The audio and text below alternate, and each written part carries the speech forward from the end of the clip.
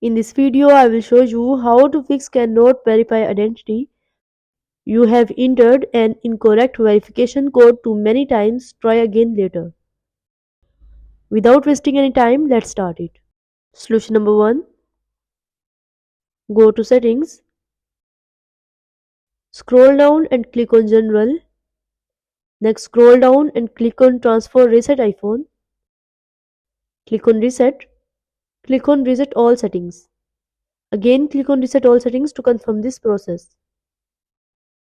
Solution number 2. Go to Settings. Scroll down and click on Privacy and Security. Click on Location Services. Turn on Location Services. Solution number 3. Go to Settings. Scroll down and click on General.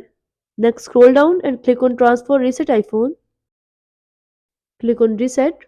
Click on Reset Network Settings.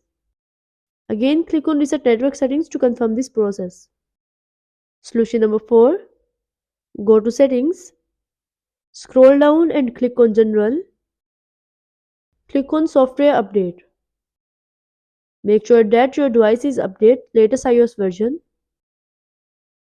I hope your problem will be solved.